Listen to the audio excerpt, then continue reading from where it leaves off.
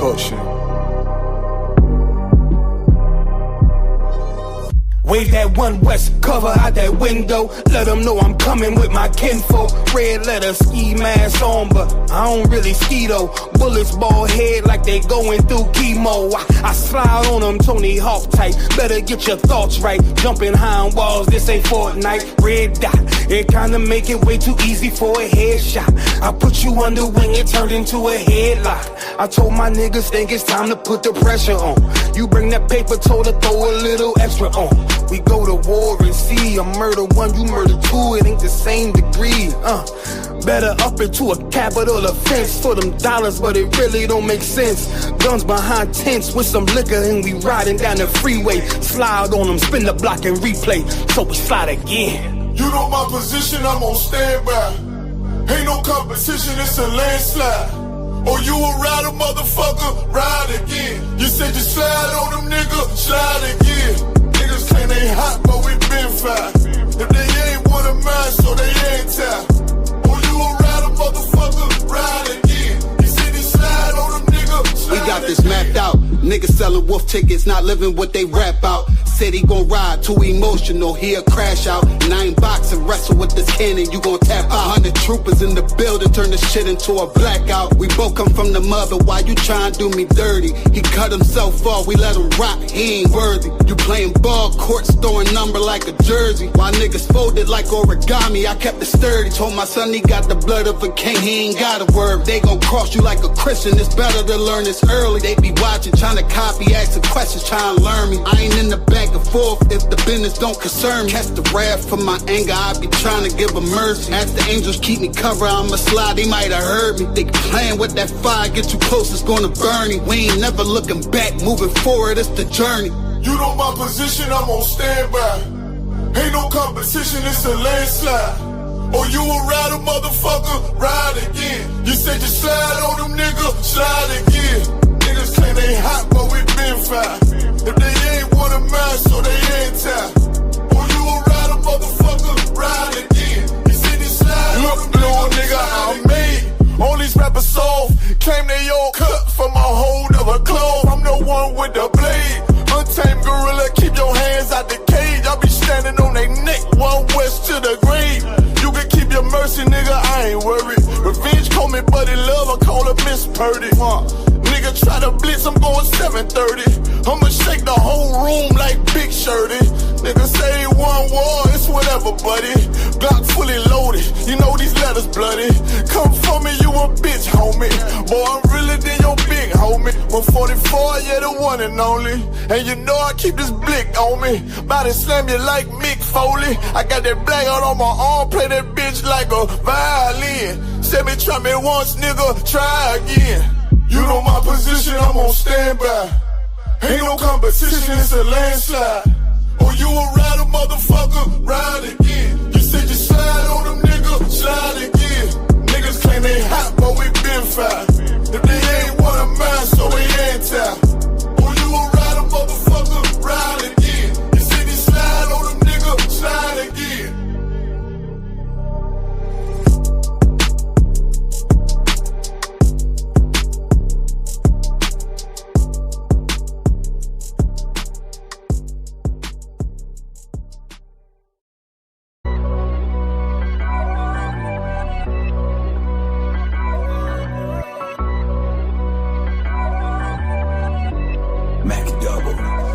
Okay, I'm 10 foot tall when I'm standing on business. I'm 10 foot tall when I'm standing on business. I'm 10 foot tall when I'm standing on business. If you a real nigga, maybe you can stand with me. Stand up. Okay, we standing on business. Ain't no such thing as limits. You want it, you go and get it. Stand up. Okay, we standing on business. If you a real nigga, maybe you can stand with me. Stand up. Focus on the mission, my niggas stand at attention. Everything is in order, no moving without permission. I came up out the trenches with nothing but good intentions. A hustle to go and get it, cause winning is my religion. Destroying my competition, and they don't know what happened to them. Stop achieving our goals and start achieving platinum. Infinity and countless, stay flowing just like a fountain. No doubt I'm betting 1,000, I'm talking about moving mountains. Stay on point like a scale, only time will tell. If the goal ain't about victory, you done already failed. Stop building somebody else's dreams, build it yourself. A grindaholic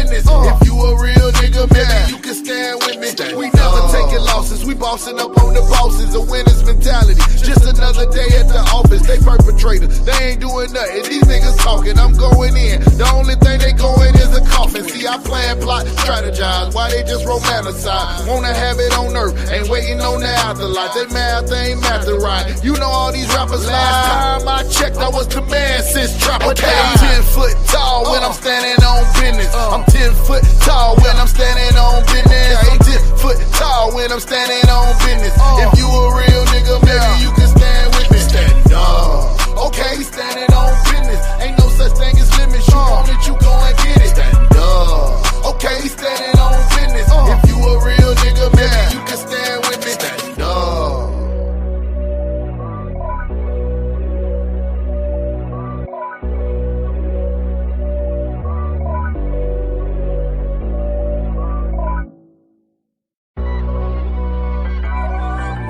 Ooh, 27 Club. I got tunnel vision. It's a bunch of ways I'm gonna get it. It's my way or the highway if you don't stay about our fucking business. These niggas don't even get it. We having our Passover no matter if they fucking with it. The graveyard ain't never full, watch me flush them out. Quitting wasn't never cool, fuck they talking about. If you can't suffer with your brothers, we can't stall them out. Just hang their cover in the school if they dropping out, fuck them. If they ain't here, we don't care, we don't love them. If they was never one West, you can't trust them. They get the guts to go against you, better crush them. It's like one dub, I'm in this bitch in the discussion. Niggas capping when they rapping, really lit as shit. They be acting, I ain't laughing, I be sick of it. When I grab a pen to get the right and hold a rubber grip, I'm holding fire just like Captain at the 55th. Damn. Hit the road, I be trucking. I ain't bragging about them roads, I be touching. Heard the chatter about the bros and assumptions. Seen them hoes you be crushing. You's a bold motherfucker. If they ain't here, we don't love them. If there was never one West, you can't trust them. They get the guts to go against you, better crush them. I'm not here for all that fucking. Be can't trust them. My shield bustin', let it swing, never tuck it. Taking shots, I send them back. Only difference, my shit is buckets. I leveled up, blow the trumpets. You a sucker. Keep dreaming, all that pillow talking. You do undercover. Like my brother, same year, same cover. Can't take the heat, then get the fuck about the oven. And before I ever burn the bridge, I'ma burn rubber and lead a scene. Smoky during rush hour, Chris Tucker. I used to torch on everything, but I was younger. Van Pack, still blazing all summer, nigga. Fuck 'em. No coward, trooper mood, all black, same hunger. They surprised how I got it inside. Straight butter, nigga. So when a brother or sister comes in here and then you leave here, you're not with me. We don't have anything else in common. There's no reason for me to be joined with you anymore. If they ain't here, we don't love them. If there was never one West, you can't trust them.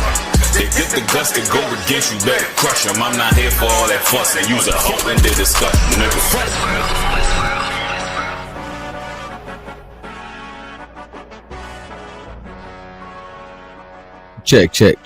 Check.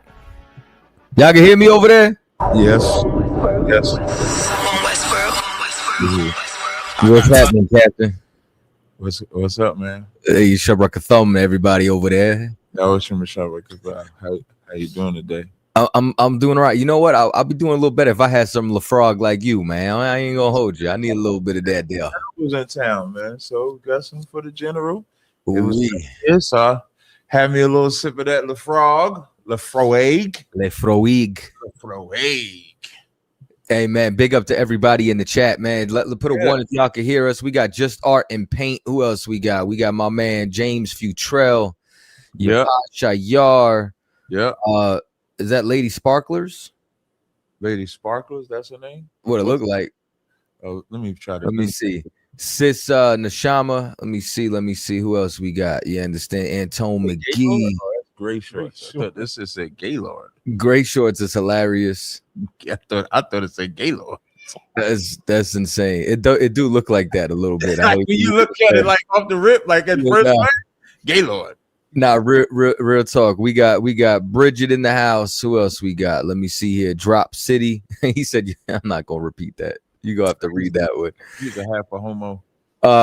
Officer Madabar, my main man. You understand? Stay trying to get me on them lives on TikTok. Focus. Yeah, Madabar calling me. Listen, Madabar gonna text, call any time of the night. Hey, we live. Yeah, 3 in the morning. He gonna be like, hey, Cap, you want to come in here and cut these OTs up with me? One thing Madabar do is work. You ain't gonna say he ain't working, because he gonna text you.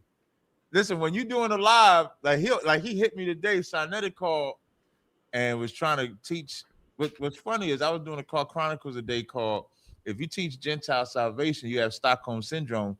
Sarnetta comes talk about it. I said, "You have." I said, "How do you go from getting a white woman and white man to kiss your boot to now you trying to save the white man? You have Stockholm Syndrome." He like, "No, I don't." I said, "Are you trying to save the white man?" "Yeah." Excuse me. "Are you trying to save all nations?" "Yeah." "You got Stockholm Syndrome." And I asked him, this is the question I asked him. So he pulls out, it was either Romans 11 or Acts 11 and 18 when it talked about salvation. And so I asked him, I said, what do the other nations need salvation from? And he hung up on me. Straight up just hung up on me. Diabolical. So yeah, I don't know. It just every time I hear that, it just sounds like they trying to get that save all nation money. That's what it sounds like to me. What's up, Ashar? What's up? So I wanted this video played. There's a raffle being run right now. Oh yeah, I got a free oil. I think it's my oil it sells for the raffle. Yes, so we have a raffle. We're gonna play this promo. You want to do it when it get more people in here? I was thinking about that, but since he mentioned it, you know what I'm saying? I guess we could play it twice, right?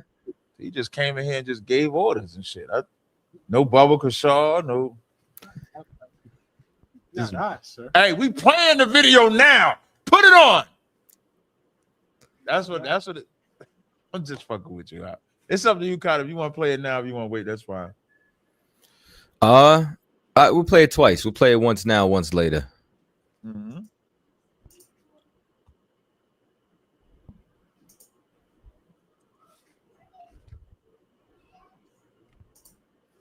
Hey, what's going on, everybody? This is Priest Ashar Gapan with the ISUPK, head of the fundraising department. So today we have a special fundraising event that is happening on Cross the Line Radio. Captain Tazariak has given the fundraising department one of his special oils. Now, for those who want to enter into this raffle, it will be a $5 super chat donation that you will have to submit, whether through Cross the Line Radio or through Captain Tazariak's channel. So you need to send a $5 super chat donation. In that super chat donation, you have to type in oil raffle, $5 super chat donation. And in it, you have to write oil raffle. The raffle starts at 10 o'clock or whenever the show launches. And then it will end at 11:45 p.m. That is the cutoff. So whoever wants to participate and entering this raffle to win one of Captain Tazariak's oils for only $5, make sure you get in that super chat donation before 11:45 p.m. Eastern Standard Time. The winner, whoever that winner is, you will get to pick which oil it is that you want from Captain Tazariak, and we will make sure that you get it. So when the show starts, make sure you send that $5 super chat donation, and you can be that winner. Coming off the chariot smelling like fourth dimension or, fifth dimension or whatever Captain Tazariak got cooking up recently. So I'll see you then later on tonight at 12 p.m. The winner will be announced. The deadline, the cutoff is 11:45 p.m. I'll see you then. There it is. Yo, every time I hear that, You think of Jazzy Jeff? Yes. I know. Call my phone. Let me text him the number to call in. He must have heard me talking shit about him. Is the number to call in? You tested the phone line, right, Ashar? Yes, sir. Phone line is working, and also just so y'all know, man, my newest book, double feature, Tribe Called Gad. We came from the East, currently out now in the TikTok shop. You know what I'm saying? So, and I know I'm asking you on the fly, right? On the subject of your book, and I think one of the important things And this is something that I've been experiencing with this book. Now you can get this book from Kadazar, and I think you can get it on Amazon, if I'm not mistaken. Right? This book digitally is on Amazon. The first book is on Amazon, but this specific double feature is on the TikTok shop, or it's in my store. But I would prefer. Okay, go Yeah, ahead. I dropped it in there, but I would prefer y'all to get it from the TikTok shop. Okay, so Jose, before we bring you on, I see you just came in here. Kadazar, if you can just briefly talk, and I might have asked you to do this before, but I need this to be said often.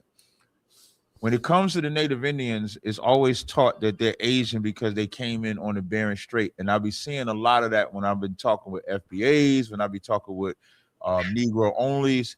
Can you just give a brief synopsis of how, and you have and how you have this information in your book, how they did not come from the Bering Strait, but came another way, and then we'll bring the Jose up on the stage.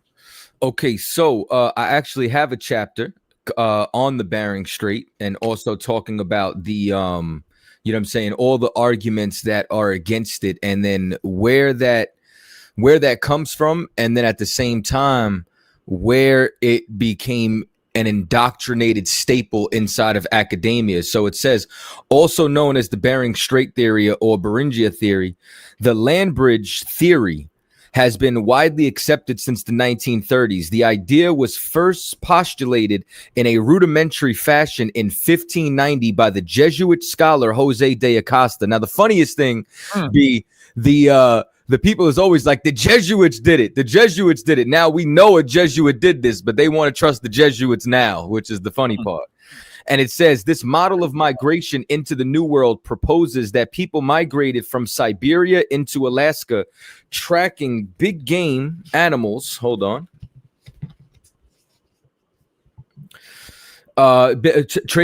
Tracking big game herds. This was not based on any scientific evidence, but rather religious dogma. Eventually, the theory became law and indoctrination as a form of institutional racism via the eugenics movement. And now this is a quote from a book called Unexpected Faces in Ancient America. And it says, the professionals tend to be indoctrinated along the lines of accepted opinion, and they better had be if they desire smooth careers. I remember meeting the czar of Amerindian ethnology at the Smithsonian, Dr. Alex Hildreka, when I was very young. In those days, anyone who challenged his thesis that all the Indians had come across the Bering Strait would find it very difficult to get a job anywhere in that field. So, and it continues on to say this was a big shot at the Smithsonian's Bureau of Ethnology, which was established in 1879 by an act of Congress for the purpose of transferring archives, records, and materials relating to the Indians in North America, and from the Interior Department to the Smithsonian Institution, which controls the narrative concerning the American Indians. So this is just, you know, one portion, you know, never mind, you know what I'm saying? The description of eugenics, you know what I'm saying? Where these things come from, the origin of the theory, and then, you know, also the actual politics. And what's interesting is everyone believes this except the actual oral traditions of the natives. Because I don't care if it's the Aztecs, the Mayans, there's literal quotes from Montezuma saying, we traveled across the Atlantic, we came from the east. Literally had a conversation with Cortez. This is on record.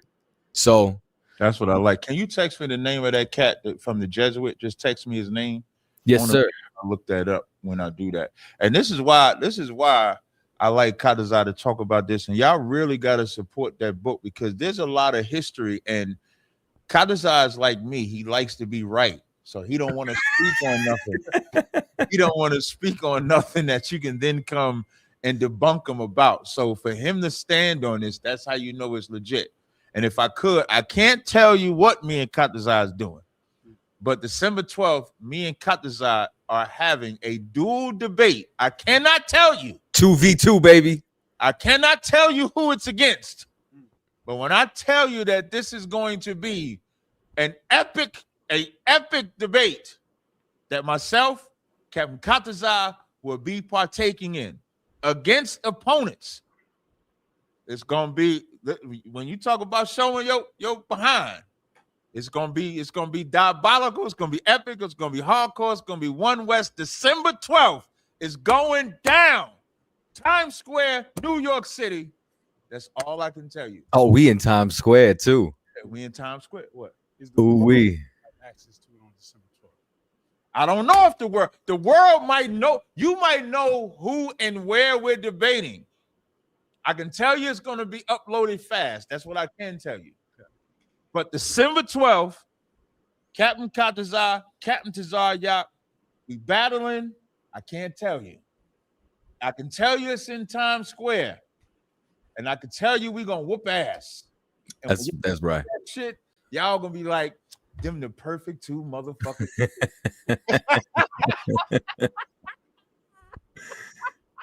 Hey, bring on the caller. Who we got to the caller, man? What caller we got on here, man? We going to the call. We going to the cat in the back. I'm gonna bring the caller on first. All right. I don't think he's gonna be that long. Sinetta. Yeah, you sound like you about to battle rap. Yo, yeah, man, listen, you got one of my favorite Israelites on the screen right now, Captain Katazat. How come all my favorite Israelites come out of ISUPK, brother? Because we the only What's up with Israelites. that? That's what's up, man. Good to see my brother, man. I miss my brother. Man, he used to go at it all the time. You know what I'm saying? But yo, Captain, I would love to be there for that debate. But you know, I can't take that cold, brother. It ain't gonna be outside. Cold. It's not gonna be outside. Oh, you said it's gonna be in Times Square. Yeah, that's the location. But it's not gonna be outside. I'll tell you the details offline. Oh.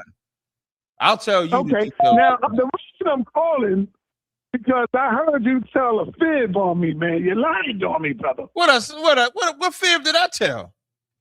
You told the Captain Katazat right that I said that I wanted to save all nations. You did. You did want to save all nations. So what did you say then, Si? Okay, so what did you say, Si? Shalom. I said that salvation is for everybody. I didn't say I want to save them. I'm going by what the scripture says. That's the same. Si, that's the same thing. No, you said that. I said the word that came out of my mouth was I'm here to save all nations. Right, that's white people. Not what I said. Hey, was you thinking about Chinese people when you said it? I wasn't even thinking about. No, I was really thinking about the Africans. That was it. That was it. That's it. That's what I was thinking about. The Africans don't think about you though. That's messed up. And that is true. I agree with you on that. But I tell you what, though, you can't get around. And I got to bring this question to the general. I got to really ask him this question.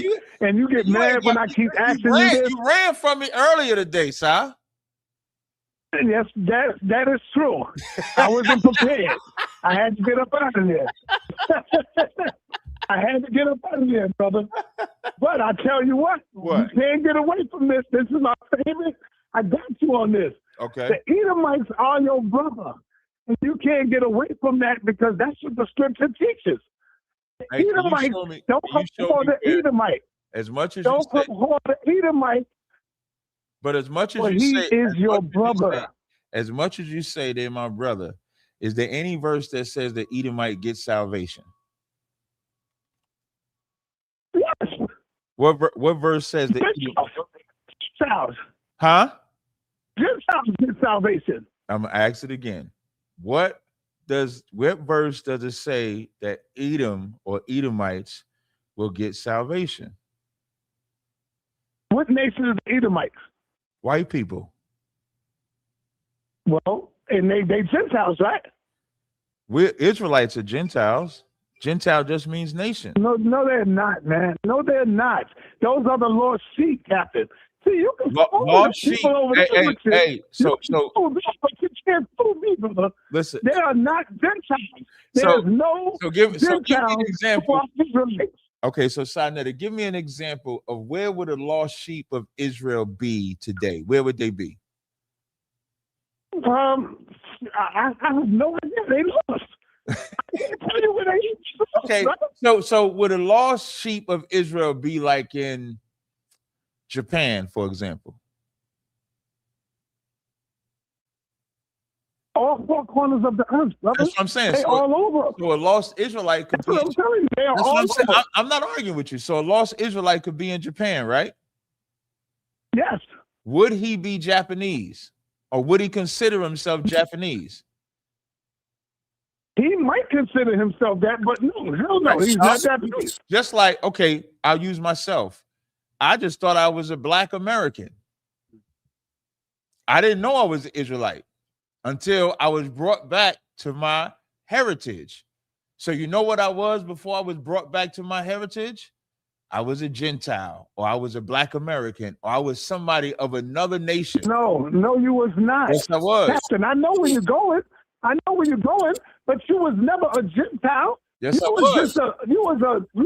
Hold on. You was a Jew, a non-practicing Jew. That's all. No, you didn't have faith in the Most High. Okay, you was still a Jew. You was not a Gentile. Hey, was my parents practicing Jews? I don't know. So I answered. No, so I answered. My parents and grandparents were not practicing Jews either. They were also Black Americans, Negroes, and Christians. So they were the lost part of the lost sheep, right? Brother. Scattered in the nations, calling themselves by the nation that they was in. So now we get woke up in those nations that we're in.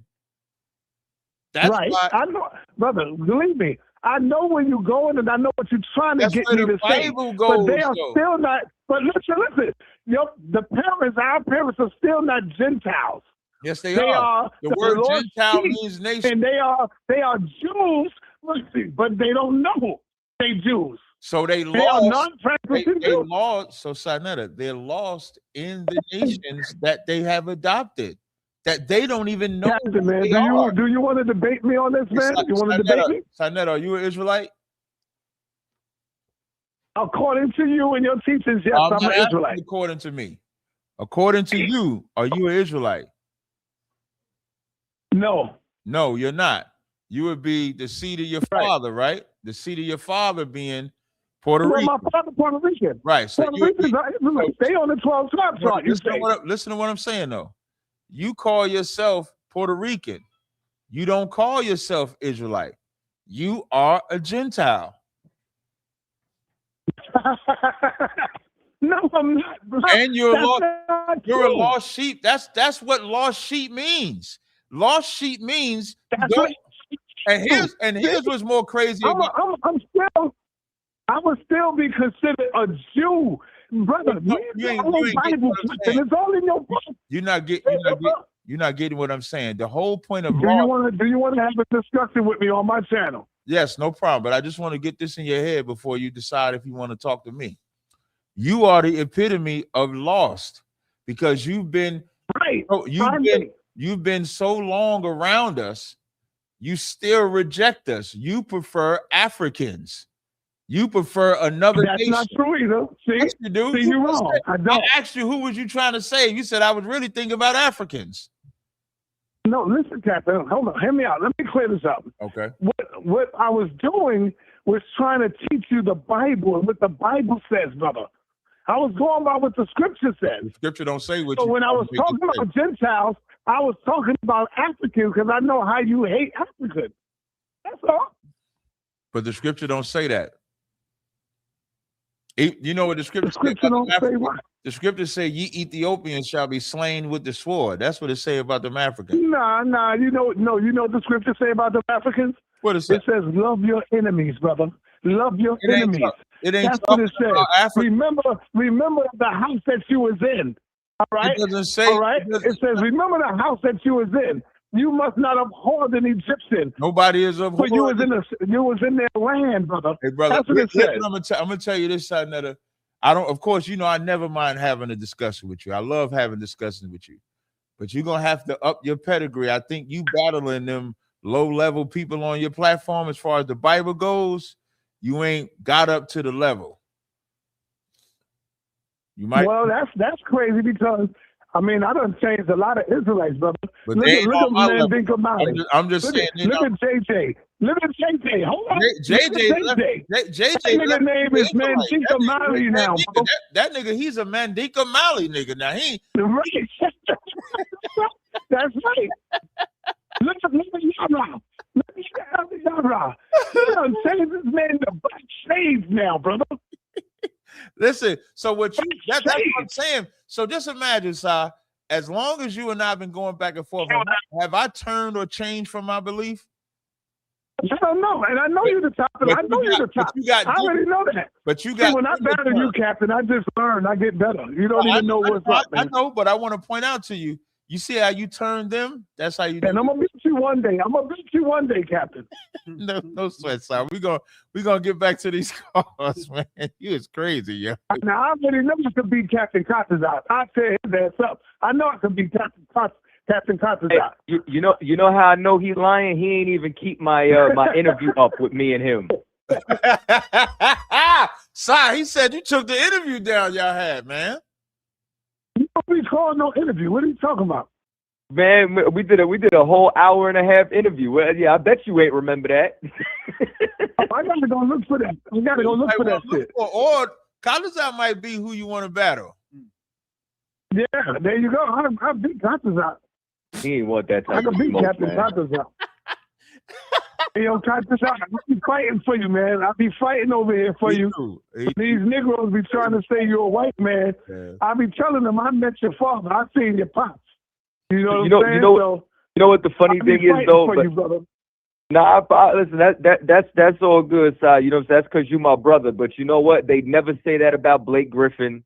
They never say that about you know what I'm saying. Like they got no problems with actual white people though. Yep. They'll never go at vocab like that. They'll never. You know what I'm saying? Like it's just that's the evidence. You know what I'm saying? Yep.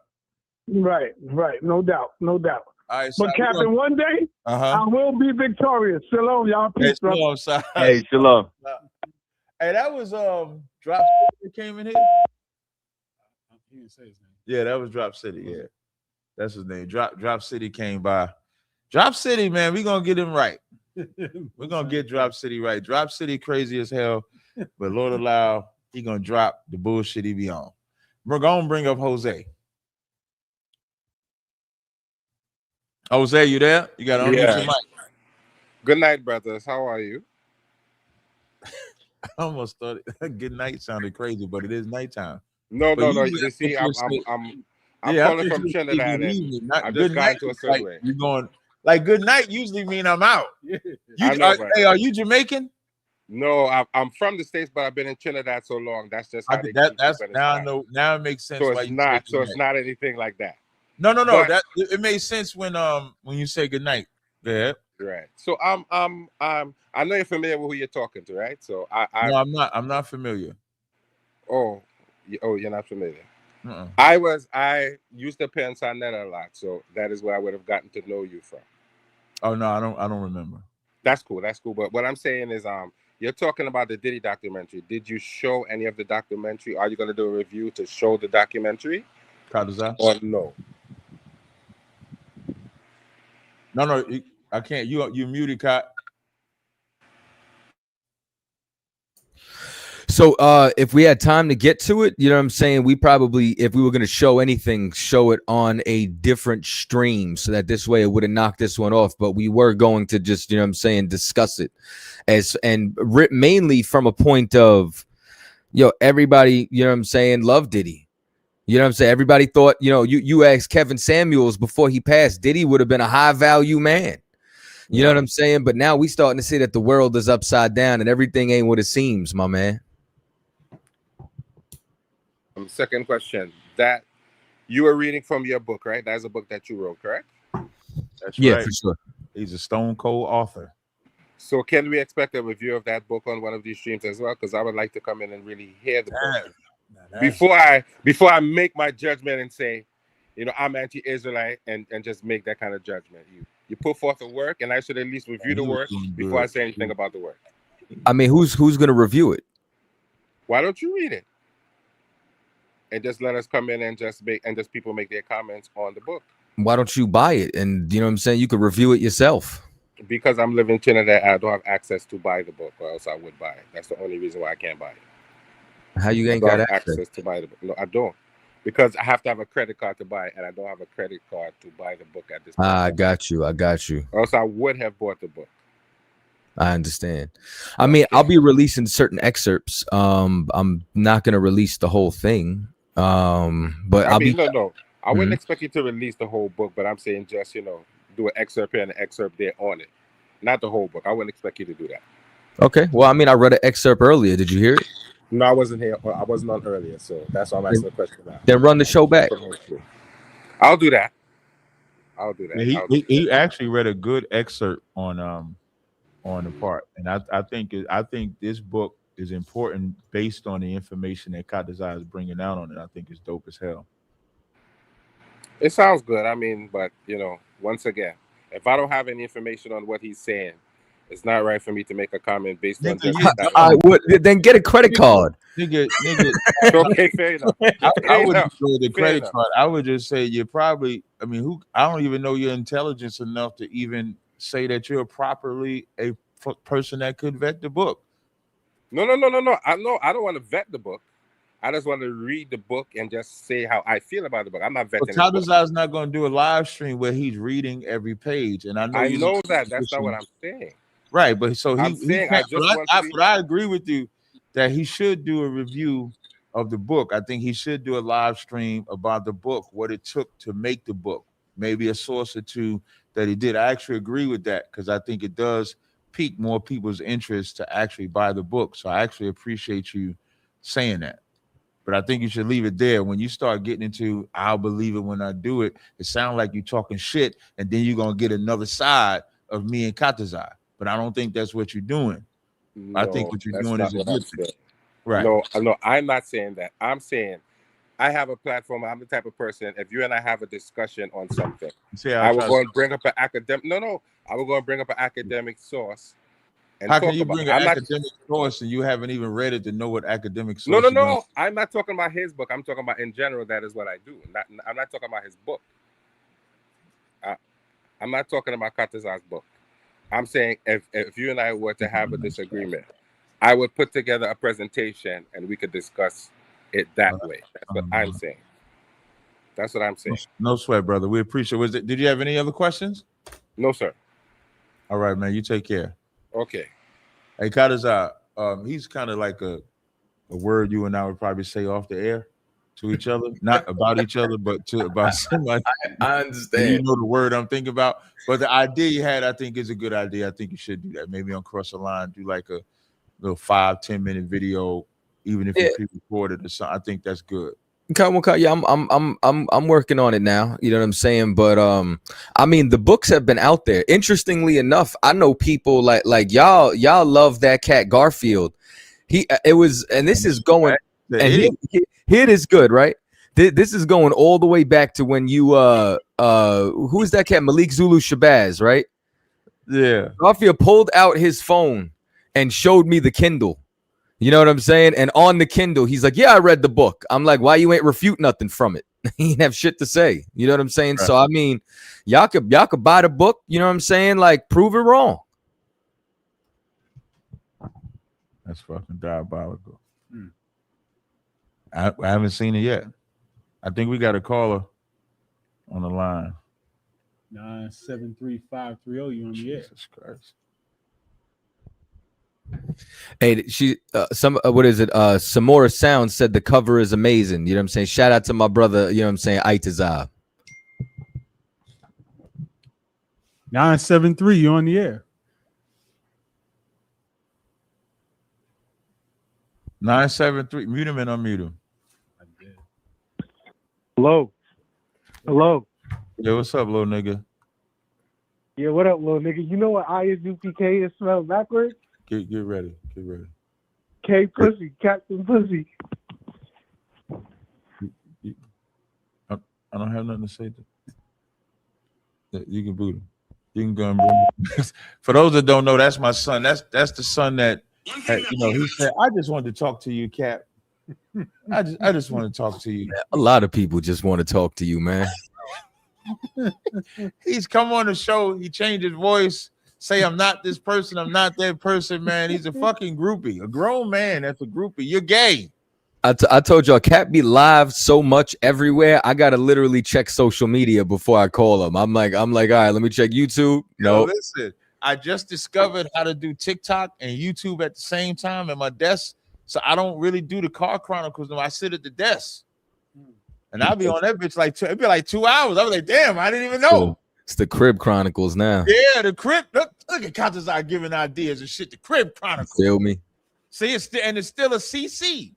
Car Chronicles, Crib Chronicles. Captain Contazar. Captain Contazar, CC, 3 C's, CC. They gonna before they think we something else. I already look like I'm Loken. We got Drop City. Go ahead, Drop City. You gotta unmute your mic. You gotta unmute your mic, brother. All right, until he can unmute his mic. Katazav, you don't mind if I play? You can hear me? All right, until he can unmute his mic. Katazav, you don't mind if I play? You hear me or no? Yeah, you got a reverb though. You got to turn us down in the back. You turn that shit down, son. I got sound in the back? No, you good now. Oh, okay. No, so I had a question I wanted to ask and then make a little comment. Question I was gonna ask is why like for Dominicans and Puerto Ricans, for example. You gotta say that again. Why for Dominicans and Puerto Ricans, right? We use terms, we call it Dominican instead of the Taino name, which is Quisqueyanos or Quisqueya, and just not use Boricua and Borinquen for Latinos, from the Caribbean. As opposed to like on your chart, the 12 tribe charts, instead of putting it as, the colonizer names, right? The Dominican, because Dominican is just Christian name. And Puerto Rico just means rich port from, which was given to them by the Spanish. That's the question. I'm gonna tell you for two reasons, right? One, tradition. And we're not changing tradition. And two, because you'd be surprised how many Puerto Ricans I talk to who don't even know what Taino is. I'd be like, you from Spain, Taino, Los Indios, and they'd be like, huh? I don't know. They'd be clueless, but you know what they do know? They know they Puerto Rican. And then we can go and we can dive deeper and dissect, because not everybody is tied into their history because they're too busy trying to survive in America or get here or be American, or they're too busy, you understand, being brainwashed by whatever propaganda their colonizer gave them. You know what I'm saying? Right. So as a result, there are some people at large who don't even know anything about Tainos, but you know what they do know? They know that flag. Yeah, for sure. I'm one of those people like that. Over the course of the last couple of weeks, you don't really realize. I know you guys speak mostly to other either Israelites or people that are former Israelites, Christians, but like in my for me, I wasn't either. I kind of came from very, I would even say, I was gonna say agnostic background, but realistically, most of my life I was an atheist. And then when I kind of got curious as to, I got like a calling to seek God, like, I went to what I knew, which was a Christian church. It's difficult. And, for me, I'm finding myself, I fuck with Tazariak a lot, as he could probably tell you. I just popped in and said, what's up to him? But, it's, one thing I'm struggling right now because that, the world that I knew, and Tazariak, Cap Tazariak, I think you might not understand sometimes, like, or maybe you went through it a long time ago. I don't know, but it's difficult, man, because it's like this is a life that you have been that this is everything you've ever known, and then you start to question absolutely everything. And sometimes like I made that. I asked you the other day. You got pissed at me. It ain't the first time you got pissed at me. You got pissed at me because I said some other shit the other day. Yesterday I asked you about fucking eating shrimp. but that's okay. You know what I'm saying? That's okay. You It tough, is what right? it is. Oh, listen, it is what I keep coming back, right? Yeah, you So, do. And let me tell you, because to leave this world, in First John 2 and 15, it says, love not the world, neither the things in the world. It also says it is easier for a camel to go through the eye of a needle than for a rich man to enter into the kingdom. That's how hard getting into the kingdom. The Bible also says, wide is the gate to destruction, narrow is the way. I'm paraphrasing that one. Because when you start coming into this truth, right? And so you ask a lot of questions, and of course, you asking those questions because these are things that you have to battle. So I have to battle you. Excuse me, I have to battle the demon in you. So it's not Drop City, it's the demon in you that. So the angel in you wants to come to class and learn. The demon in you is like, well, I got to make sure. So let me ask him about this Mark 7. Let me ask him about this. Let me ask him about this. Because if I hear one chink in the answer, I'm gonna walk away. So I have to talk to the demon in a way where you can accept it. That's why you don't go nowhere when I talk to you in that fashion. And that's a gift right, that you have to have being in charge. So there might be another brother I won't talk to like that because you gauge the demon that's in them. And so you're really talking to the demon. You see a sister, you right, talk to the demon in the sister. So when I talk to you like that, I'm talking to the demon in you. That's why you stay. So the more you can accept it, the more you'll be strengthened to battle that demon in you. You right. I understand? mean, I mean, I told you this the other day when I called and you were with General Johanna. Mm-hmm. You know, if I it's odd for me in a way because, like I said, like sometimes you be saying shit. I'm like, yo, this motherfucker's out of his mind. But then, you do back shit up with scripture, and then, and more importantly, and this is the, and this is the God honest truth. Whether you are right or you are wrong, this is the most engaged I've ever been in, studying the Bible. um like I feel, for the first time realistically, because it just never happened to me in any church. Like, I always felt good going to church. I never felt bad. I never felt like I was doing something wrong per se. What made you feel good in the church? This ain't a um gotcha moment. This ain't a gotcha moment. I really want to know. you know I just, I feel that, you know in life, let's say, you get a good job, you start making some money, you travel, right? You start doing all these things, and at some point, like, you start checking off all these boxes of things that you get in your life, and you're But when you're supposed in to, the like, church, what makes you feel good well, about the church? I'm gonna get to it. Okay. And you keep checking these boxes off, and like, okay, this is cool, but there's always something there that's like you feel a little you're missing, right? And really, in church, even though, like I said, I went to church later in life, I felt like a spiritual fulfillment. You know what I'm saying? Like, I felt like I was being fed something, but I never really connected with a church or a pastor.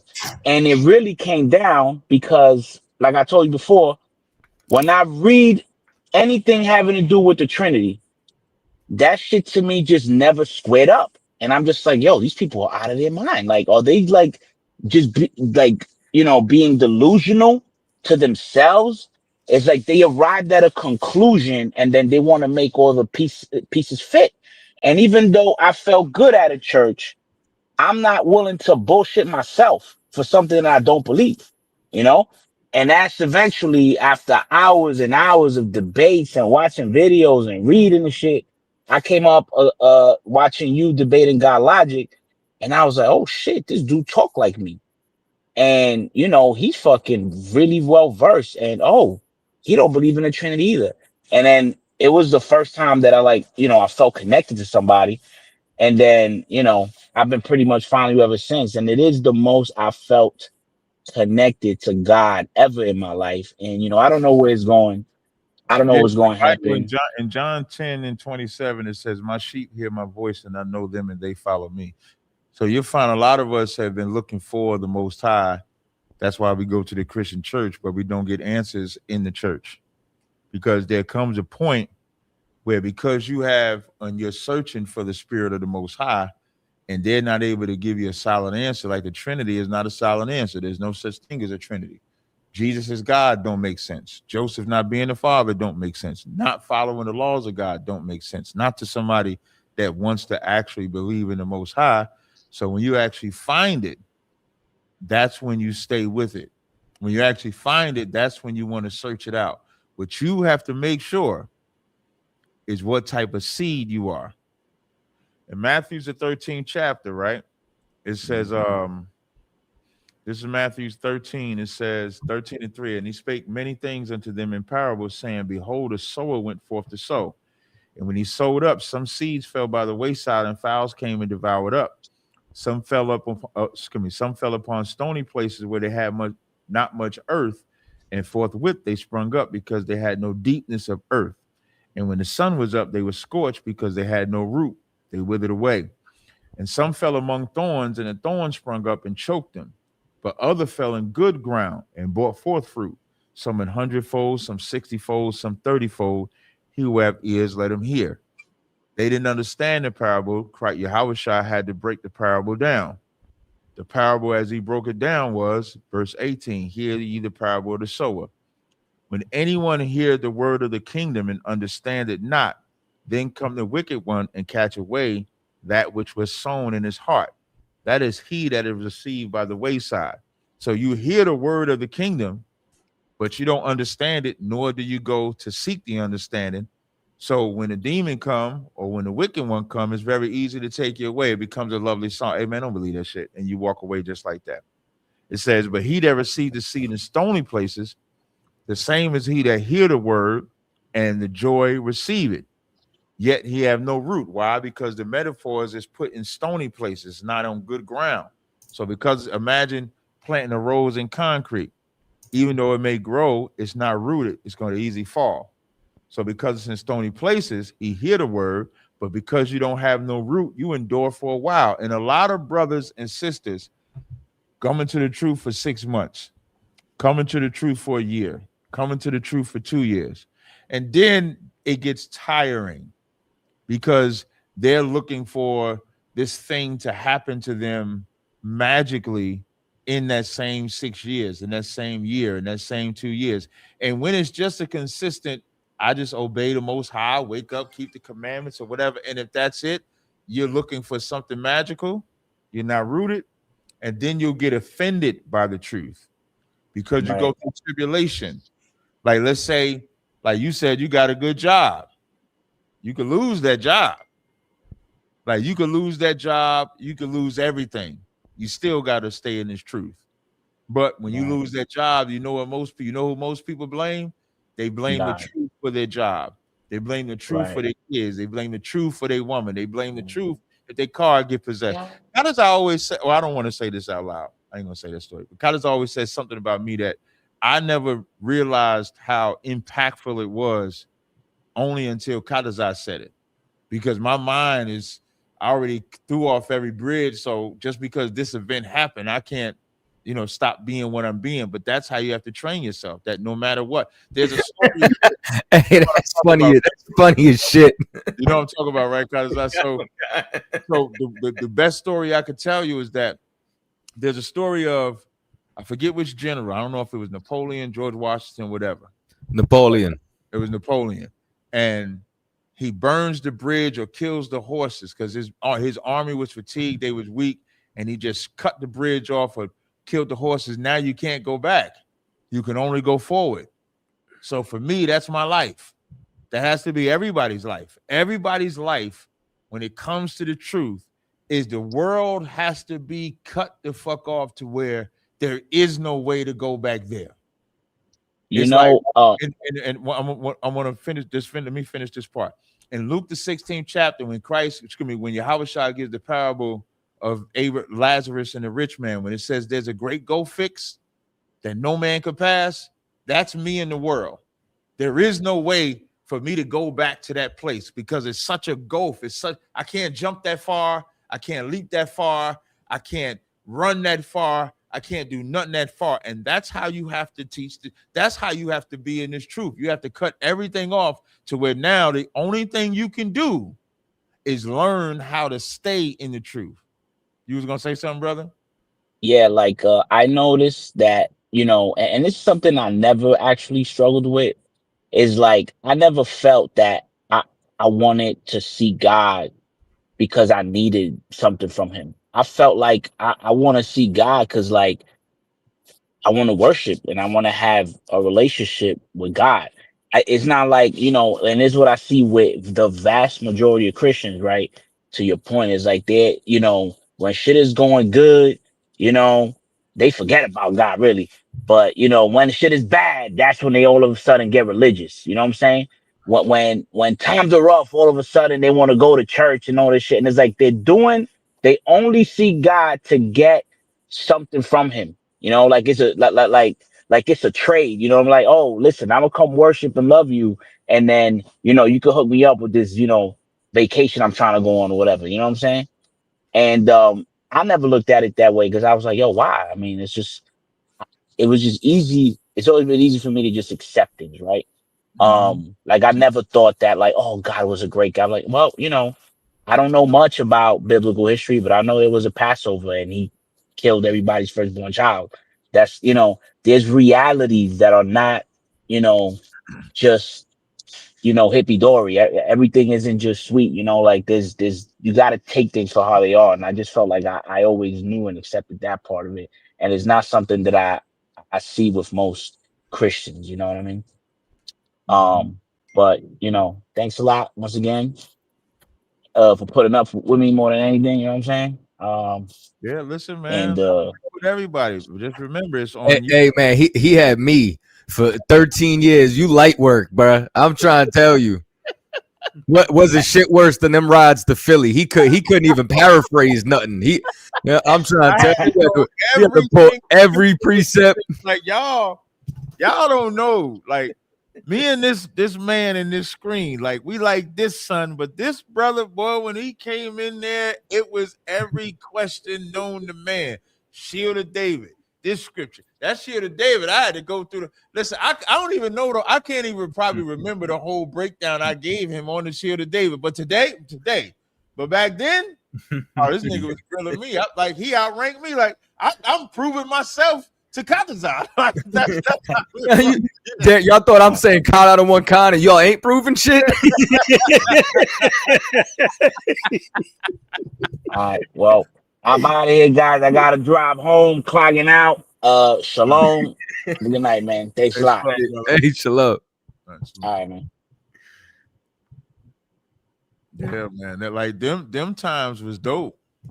Like them times, when I say dope, them times was super duper dope. Matter of fact, that time with Molek, that was the time when I took the officers test in Philly at camp. Yeah, at camp. Yeah, that was the same day. Yeah. Yep, that was the same exact day. Hey, can I play this video? I just want to play this video while we got I played this earlier today. I kind of been on this thing where I want to play like a lot of Black history type things, right? Or I should say Israelite things, because sometimes it'll be, Taino, Native Indian, stuff like that. So I want to play this video. I played this earlier on my live stream. This is a movie that was made back in 1938. This movie was made in 1938, and it was by Black people. It's one of the most amazing things that you could ever see. It was made by Black people, with all Black people. And the reason why I want to play this, and the title of my live stream at that time was, "If you teach Gentile salvation, you have Stockholm Syndrome." In 1938, they did not have Stockholm Syndrome when it came to the Bible and the kingdom of heaven. And I want y'all to watch this video, right? This video was made by Black people. Their God was Black. Their angels was Black. The people was Black. I just want to play this excerpt, if you don't mind. You don't mind, Kadazar, do you? I actually, one of the things I did want to talk about too was I wanted to just big up Commander Jenyahana on that breakdown he did with Wicked, but we're gonna tap in about it. Yeah, we definitely listen. I made a clip out of it and put it on the channel. I made a clip out of it because that was dope. The way he broke that down, the way they made it green instead of making it black. Even when she got inside and got the information, so I that was dope too. After I play this, you can go ahead and rock out with that. That'll come. Has one more miracle, and you gotta help. Wait, do you have to add it or do I add it? Oh, it's on the screen. Yeah, it's gone. Oh, okay. Case it's a new kind of miracle. Now, what y'all looking at? I want y'all to pay attention to what y'all looking at. That's supposed to be the Most High, and He's creating mankind, and you're seeing nothing but black people. That's all you're gonna see. I'm gonna keep playing it. This is 1938. It's amazing to me that they could even make a movie like this and get away with this in 1938, at a time when you would think they would not be able to do this. Bitch, let there be man.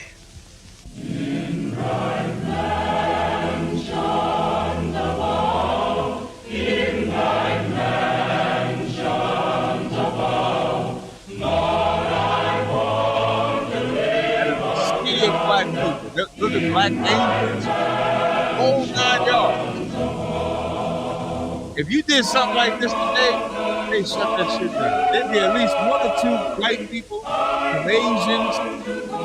That's what would exist.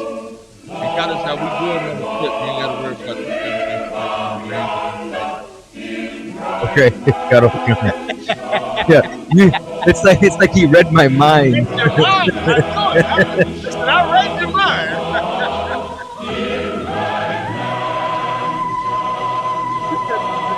I said earlier, first time I heard Christian music, and it didn't bother me because this music wasn't regular music. This music was better. Is you been baptized? Is you been baptized? Is you been baptized? Now look at that picture. Where the white people at? Even in 1938, when they made this movie, they knew white people couldn't be in our kingdom. Ain't no white people in this. Have you been? Listen, we want to say, have you been baptized? Certainly, Lord. Is you been redeemed? Now, even the redeemed, just think about this. Being redeemed, it's only black people being redeemed. In this movie in 1938, they got a better spirit than you niggas in 2025. The redeemed is only for the black people. That's it. And you know why they did this in 1938? Because they knew black people needed to have a black God, black angels, black Messiah, black redemption. They knew that. Your Pashiar made an excellent point. You know, she may put her comment on the screen. She said, no water in sight. So they wouldn't even talk about John. They talking about Yahushua. Keep going. Does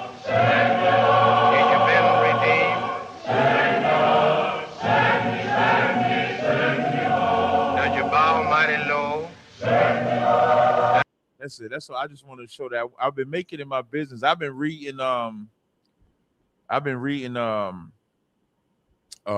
that? I've been reading slave memoirs. I've been doing all that. I played the Black Wall Street video because I think we forgotten just exactly what was done to us by these damn devils. So I'd have made it my business to bring it back. I think we got calls on the line, Kadazai, before you get into what you wanted to get into. Unless you want to. No, let's definitely get to the callers. Okay, all right, no sweat. Anytime you want to play that promo again. Okay, let's take one caller. We'll do the promo, then we'll take the other 2. 929, you live. 929. It says, what's up? What's up?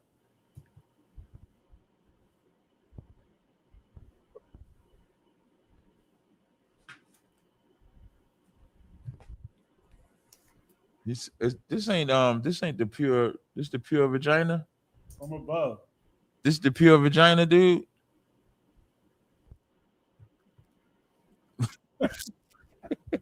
Hey, would you say? You got to add him to the stage. If you had to rate the vagina, would you rate it a 10? Oh, they can't hear him. Okay. If you had to, if you had to rate, if you had to rate the vagina, would you rate it a 10? Who vagina it is? It's a 10. I must know who. Thank you. Appreciate that. Next call. Talk to that nigga, man. Next call. 310-756. You're on the air. 310. Yeah, what's up? What's up? What's up, Cap? I just had a question about the Bible app you be using. Can you share that with us so I could on the computer or on my phone? The one you be having. I mean, either one. If the one on the computer has like, I mean, if The I one on the could get one computer is phone, the one on the computer is eSword. If you just go Google, eSword. How you spell the last part? Sword, ESWORD. Why you only got me on the screen? How does that go? FORD. Oh. Okay. Okay. Oh. And then on the that was phone, my question right there. yeah, on the phone it's just the KJV 1611. KJV 1611 and East Ford. Yep. All right. Good looking out, sir. Hey, no sweat.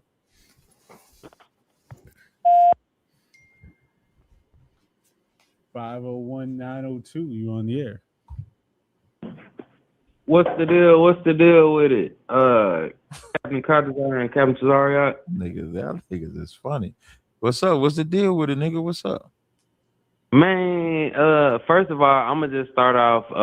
So I just ordered 2 things of hair crack, and then I ordered that Sincere Platinum. Listen, that Sincere Platinum, ooh-wee, is named after me, and it's the Platinum Edition. You know, that was my name in the world. So Yeah, I heard they saw it. And I was trying to get the you basically just told everything. It's everything. But with the hair crack, so my mom, she had recently just told me, I guess her hair and stuff is thinning or something like that. So I ordered it for her because I know you had yep. I seen you had people doing the reviews and stuff, and it was working. So I just wanted to ask you, what's the the daily regimen for it, so I could kind of tell her how to do. What I say is use it in the. You can use it as often as you want. I would say no more than 3 times, but I use it in the morning and then in the evening. So yeah, I would say like that. But I would say 2 to 3 times a day.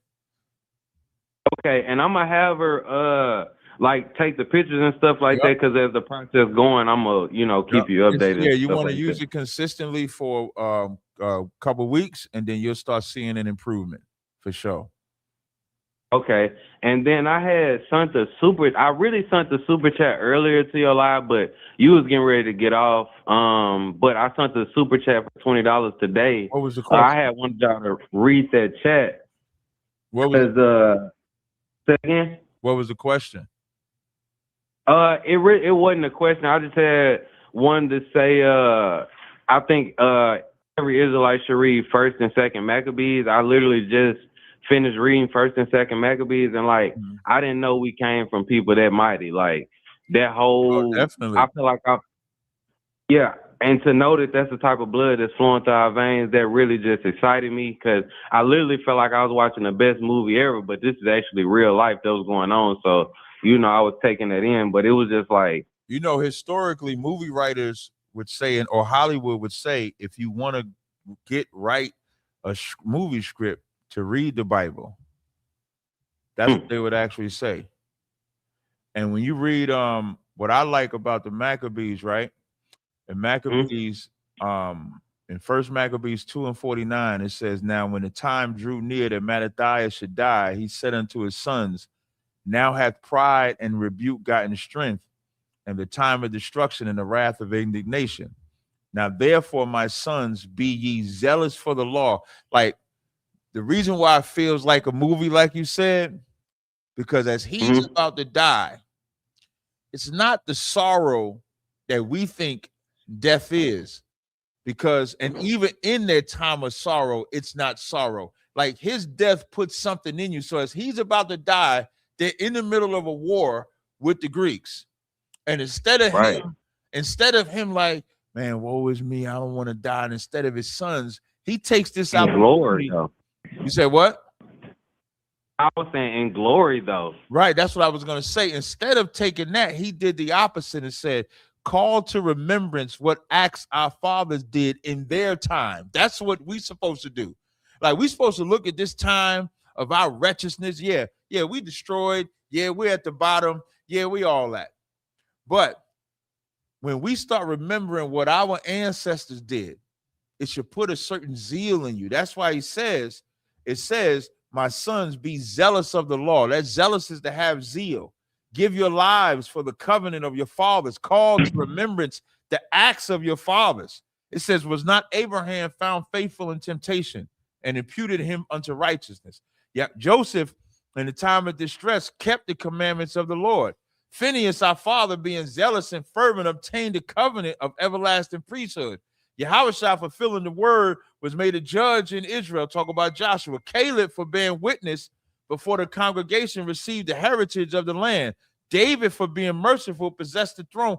All of these are our ancestors. Our ancestors don't stop at slavery. Our ancestors are deep rooted. So for me, when I read the Bible, I read it like these is my brothers, my uncles, my daddies, my grandfathers, and that's where I come from. That's the stock that I come from. So when you say it's like a movie, that's exactly what it is. And when they don't teach this history, Black people don't have nothing to draw from. So all we are is a wretched, destroyed people. And the people that we draw from is Diddy's. And Diddy is getting high and baby oil, having sex with men. So we think that's our entertainment. That's how we get rid of our wretchedness. But then it comes right back. We don't have a power. We don't have a history. We don't have an ancestor that we can look to and say, I can get out of this condition because of him. I can get out of this condition because of her. We don't have that. Without this Bible, we don't have that. And that's what the Bible gives. The Bible gives you something. Excuse me. The Bible puts something in you to survive oppression, to survive pain, to survive losing your mother, losing your father, growing up addicted to drugs, growing up being an alcoholic, growing up not knowing, growing up sleeping with a bunch of women, sleeping with a bunch of men, having abortions, living whatever type of lascivious lifestyle that you was living without hope. And then you find out you're the people of the book, and then you take on that spirit, and now you find an out. You find an escape from oppression. You understand? Copy that. The last thing that I just wanted to bring up was also, I know the Feast of Dedication is coming up, so that's why I wanted to get in that spirit, but also to talk about the martyrs, that how holy they kept the law, that woman and her 7 sons. That right there, that was powerful to me, and that's where I'm gonna end it. Yeah, definitely. And just imagine when we tell people not to be sellouts, that mother and her sons died because they refused to eat pork. The worst way, though. But they worst way. They put them in a pan and fried that man. Yes. Yes, they did. But I'm done, Cap, man. Shalom. Shalom, brother. Hey, shalom. Somebody said I look like Morpheus in these glasses. Morpheus was that nigga in the Matrix. I don't know if y'all knew that or not. Nigga found the one. So you telling him that was John the Baptist. Yeah, no. I'm gonna take these glasses off.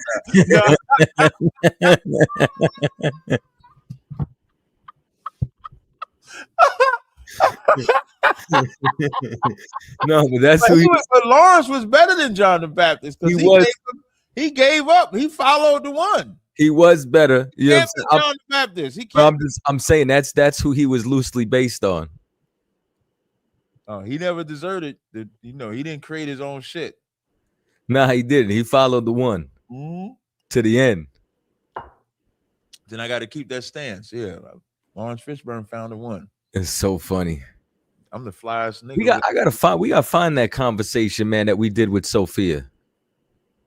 Yeah, we do. Remember we interviewed her? Yeah, we interviewed Sophia. Was it on Cross the Line Radio? We did it on Cross the Line, but I just don't know if it was on this channel or your account got clipped. I gotta check. You know what? I forget this is like our third account. Yeah. But we gonna find it. Yeah, because that was a dope interview when we interviewed her. She crazy as shit though, but a little bit. Crazy. But you had wanted to get into look, I found it. What's that deal? It's on Cross the Line Radio. Well, Most High Christ. Episode 9, Cross the Line Radio 628. I got this retarded afro 7 years ago. All right, so we gonna take that joint and we gonna schedule that again.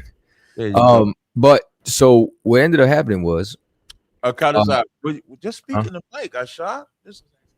No, talking to Mike. So this Katazar show, he got it. This his show. He the Sir, boss. you want to drop that promo for the oil raffle one more time? This is our show. This is our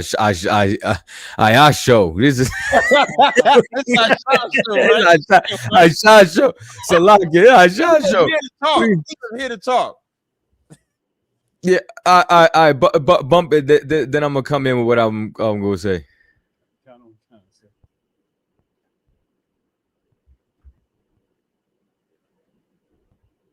Hey, what's going on, everybody? This is Priest Ashar Gapan with the ISUPK, head of the fundraising department. So today we have a special fundraising event that is happening on Cross the Line Radio.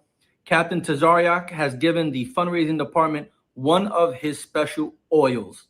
Now, for those who want to enter into this raffle, it will be a $5 super chat donation that you will have to submit, whether through Cross the Line Radio or through Captain Tazariak's channel. So you need to send a $5 super chat donation. In that super chat donation, you have to type in oil raffle, $5 super chat donation. And in it, you have to write oil raffle. The raffle starts at 10 o'clock or whenever the show launches. And then it will end at 11:45 p.m. That is the cutoff. So whoever wants to participate and entering this raffle to win one of Captain Tazariak's oils for only $5, make sure you get in that super chat donation before 11:45 p.m. Eastern Standard Time. The winner, whoever that winner is, you will get to pick which oil it is that you want from Captain Tazariak, and we will make sure that you get it. So when the show starts, make sure you send that $5 super chat donation, and you can be that winner. Coming off the chariot smelling like fourth dimension or, fifth dimension or whatever Captain Tazariak got cooking up recently. So I'll see you then later on tonight at 12 p.m. The winner will be announced. The deadline, the cutoff is 11:45 p.m.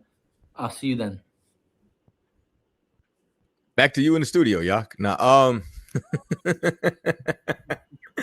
right. So for anybody who hasn't seen it, I actually I watched Wicked last night. Never seen it, never thought about seeing it until I saw Commander Jenny Yohana's breakdown of it. And I need y'all to know something, man. Commander General Yohana has broken Hollywood's spell of witchcraft on so many movies for me since coming in the truth. I mean, I remember thinking, if you ever seen Men of Honor with Cuba Gooding Jr., right? Like you in the world, and you thinking, yeah, man, this brother fought through so much adversity. His black ass never should have been in the Navy to try to be a damn diver going through all that in the first place. And Commander Jenny Yohana's breakdown about us thinking that we need to, the only way we get honor is to be inside of the military. Then you start to look at that movie with a whole different set of eyes. You start to take a look at how he breaks down that there's only a handful of type of movies. White savior movies or Tarzan movies. Like 8 Miles, a Tarzan movie. Or what was another good one that he did? Man, Coming to America. Coming to America used to be one of my favorite movies. Then you hear Commander Jenny Yohana's breakdown, and he's talking about the colorism inside the movie. how they make you think Hamites are better than Judites, you know what I'm saying, over here, like that they got all the honor. The whole movie's about adultery. The whole movie's about, you know what I'm saying, stealing another man's woman. But it just so happens that, you know, it's like what they did with T'Challa. Like, you know what I'm saying? Like, that's another thing. His breakdown with Black Panther. They want you to think that they're royalty over there. You understand? But brothers over here are dangerous, or they're going to lie to you, or they're cheating on their girl. They're superficial. They care about revenge, these type of things. And what he did with Wicked, you know what I'm saying, as I watched it, that was absolutely our story, man. You know what I'm saying? From the discrimination that she went through, from the quote unquote colorism, from her actually being connected, you understand, to a power source. You understand? While they had to just create AI and illusions, you know what I'm saying, to convince the people that they had the power, when the power was actually, you understand, always with the Lord's people. From her waking up once she finds the book, you understand, just like Killmonger. Killmonger had to find an ancient record for him, you understand, to wake up to who he was. To the fact of once she sung and the kingdom fell, like when they had to learn a song. You know what I'm saying? Even to one of the things that I thought about when I was watching, when she still asked the white girl to come with her after everything, where it's like, you know, you first wake up to the truth and the world will let go of you before you let go of the world. You know what I'm saying? Like it was incredible to be able to actually, you know what I'm saying, not only be able to see that, but it's always where they want you to join their society. You know what I'm saying? From the oppression of what he said was the other tribes, which was the animals. You know what I'm saying? Like, the cover up to even in the beginning when she gets her powers and she starts uncovering when the damn wizard statue fell, and behind it you see how things really were prior to. And it was an absolute amazing breakdown. You gotta let go of the fact that she's a Hamite. You gotta let go of the fact, like, we know you're the seed of the father. Right. What'd you say? That's the first thing Commander General Hunter said. You got to let go of the fact, because she's green in the movie, so don't even. But as far as what they're actually portraying, you know what I'm saying, you can't apply that to any other people, and that kind of ties into like the conversations that we be having, Cap. Like Optimus Prime was a Christian, definitely. You know what I'm saying? Like Optimus Prime was a Christian and a sellout and a bitch. You know what I'm saying? Like and this is what I mean by what we're trying to say. Megatron was about the survival and advancement of his race. And Megatron fought against his own brother and joined the white man and their government. And that's what I meant. And Optimus, you know what I'm saying, wearing red, white, and blue, trucking down the boulevard to go fight his brother. You remember in Dark Side of the Moon when Sentinel was like, on our planet we were gods. And right. We gotta be obedient to these people who they're more superior than. And that's, I don't think people understand, that's how dominant white people believe they are. White people believe they are so dominant that if someone comes from another planet, they're going to still bow down to white people. That's how they make the movies. Every movie, they dominate the alien. They dominate this. They dominate that. So that's why we say those things. And then they turn them all Christians, and then they make us believe the one that don't want to bow down to them is the villain because he don't want to bow down to them. Right. And that's why, you know what I'm saying? Kal-El's a Uncle Kryptonian. Like, you know what I'm saying? He's damn, you know what I'm saying? Want to fight against Emperor Zod, who once again is trying to rebuild Krypton. And then what does he want to do? Fight against his brother.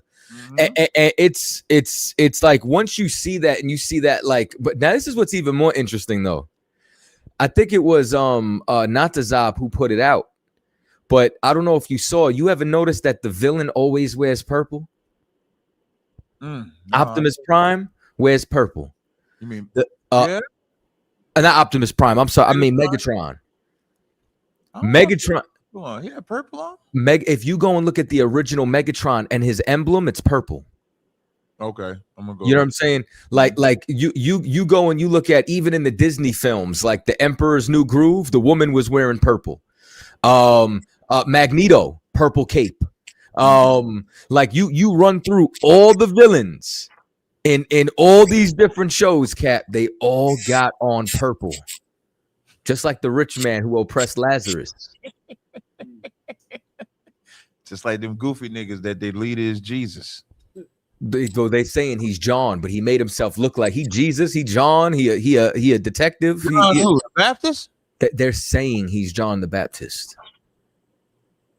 Jesus Christ. Listen, Siri put Mr. Glass. Yo, Yeah, Mr. Glass was kind of dope though. I like Mr. Glass. Like that was crazy, but he did have purple though. Thanos had purple skin.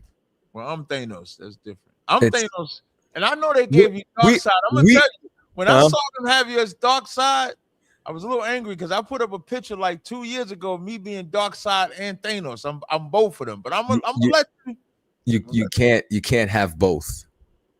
I love dark side though. And this is why, remember, I'm Jadakiss. You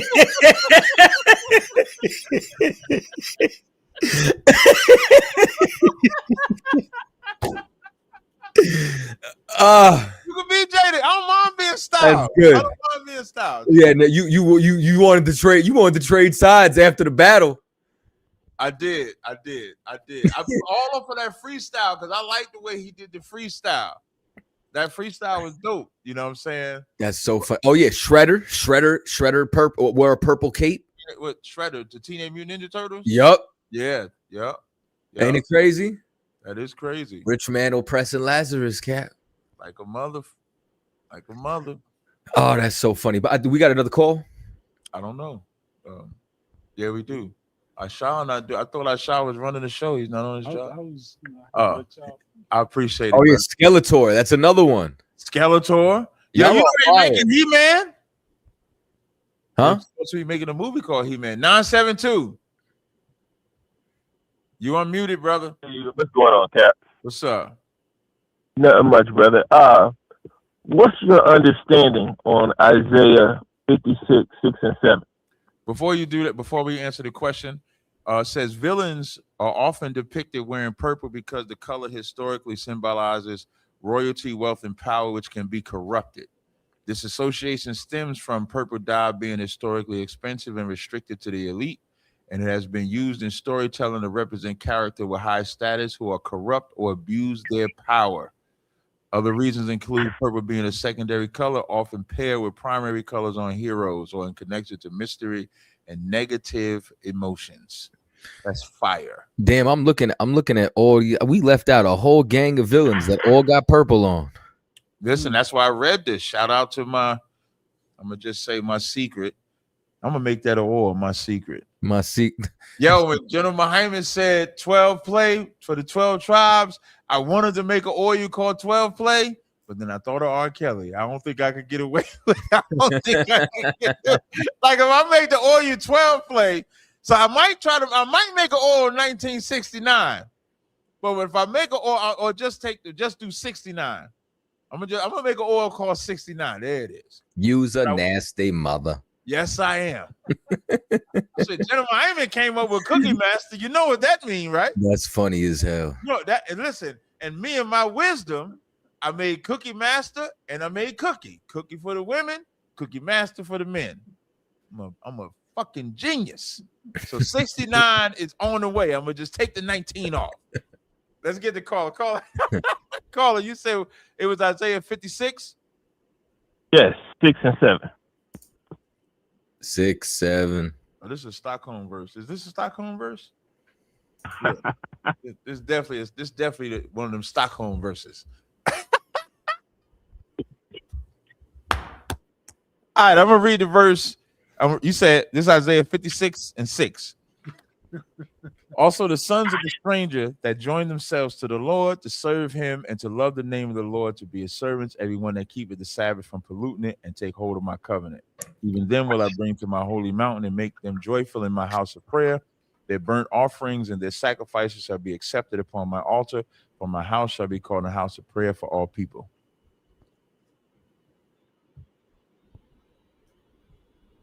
What's your question? What was your understanding on that? What understanding of what? What that means?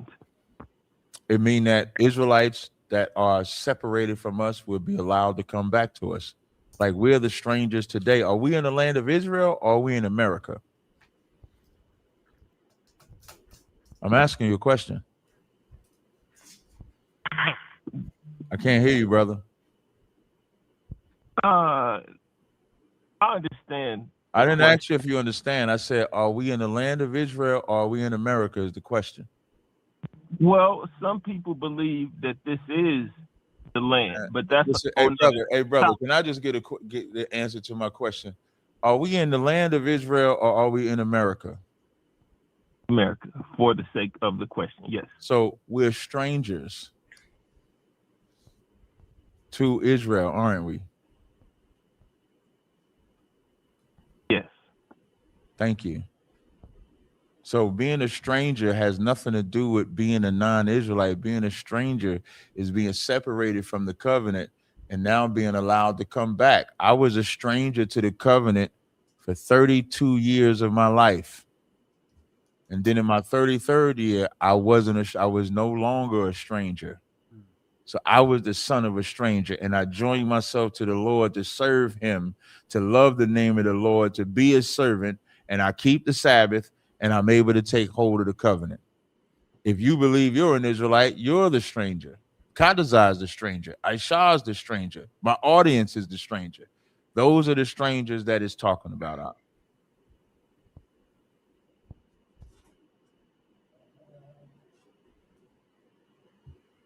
Okay. The others to him besides those. Well, you didn't ask to read verse 8. Now you jump into verse 8. You have nothing else to say on 6 and 7? I'm asking, brother. I asked you. I said you have nothing else to say on 6 and 7. I'm not saying we can't go to 8. I'm just asking if you're done with 6 and 7. All people, brother. All people. All people what? What does all people mean? All people mean no problem.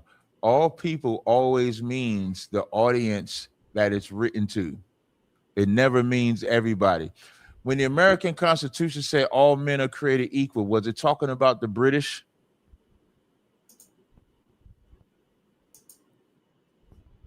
Answer the question. All people was it? No. Was it talking about the French? No. It was only talking about the white Americans that Constitution was written for, right? Right. So the covenant was only written for Israel, right? Right. So all people is for the people of the covenant, which is all Israel. You got to lose the mind state to think that the context of this book is any different than the context of any book. There's an audience that every book is written to. The audience of the Constitution is written for white Americans. So when it says all men are created equal, the French don't read that and think that the Americans saying that the French are equal with them because they know that's written for America. That's why they had the French-American War. That's why they would have wars. The British, they would have wars. As America broke off from Britain, that's when they wrote that. So the British are not a part of the all men. So when it came to the covenants in the Bible, the all men can only be Israelites because that's the people that had the covenant. And so if an Israelite is away or a stranger, what Christians believe, I'm sorry, let me read verse 8 and then I'll answer this. The Most High, which you say what? Can you do me a favor? Before you deal with 8, can you deal with 3? Neither let the son of the stranger that have joined himself to the Lord speak, saying, the Lord utterly separated me from his people. Neither let the eunuch say, behold, I am a dry tree. If you was actually listening, verse 3 through 7, I answered already. When I said 32 years, I was that stranger. Sir, if I'm just coming into the knowledge of being Israel, why would I think the Lord has utterly separated me? Neither let the son of the stranger that have joined himself to the Lord speak, saying, the Lord had utterly separated me from my people. How would you say that today?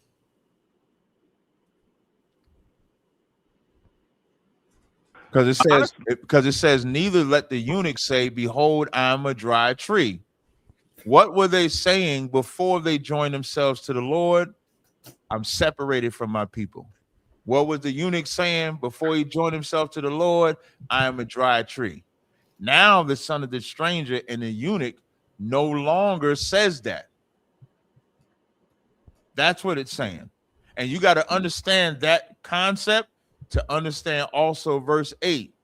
Because what it's saying in verse 1 says, neither thus saith the Lord, keep judgment and do justice, for my salvation is near to come. In Isaiah, who did Isaiah say salvation was for?